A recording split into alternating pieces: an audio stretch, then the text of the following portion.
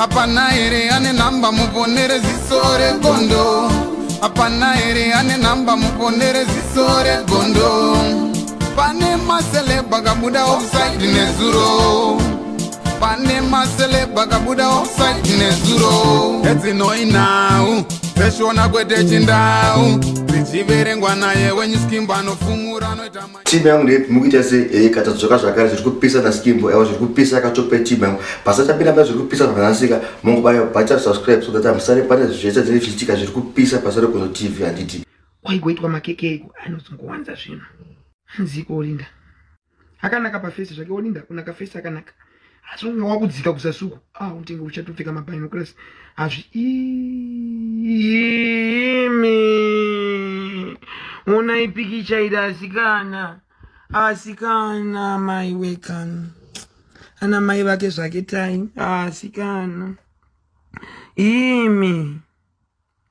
mazama yakudiko ari kuda kudonhera chiko chiri kuitika ina ndizvinzwisisei vanhu ava vanozorara sei pamubhedha chii chiri kuitika mushe mwana uyu anogona kuvhura here kuvhura zvine zvichivhurika zvichienda nekupi Olinda ningi rake riri papi imi buri rake riri papi imi because iri dumbu reseka iri buri ra Olinda riri papi naimi ndibvunzireiwo mufunge beche rake riri papi because iri dumbu kairi naye mufunge ina handisi kushora mufunge handisikana kungobvunzawo beche rache neriri papi because apa pakadzika rwoko idumbu reseka iri naye mapeche vanhu vakadai anenge ari papi mapeche emakarada ari papiko aiwa akunaka akanaka kuri kunzi tikadai taso uyu ndikugona kunongekana kutomendesa kumisi world kumisi universe kungovhara ngativhare yapa amuvhara nemaoko angu echirume ndikutochifira weipapa usatye zvako Olinda maoko echirume handina mumbaachinja kuyaitisa operation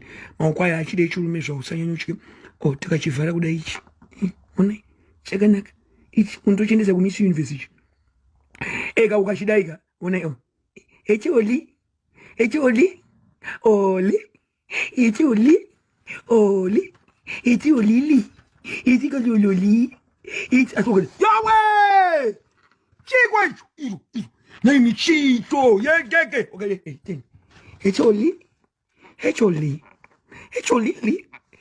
oli onde atoka todaiso ya heluza kankuru tututu hankruz hanklolo okay eti achakade eti ada tete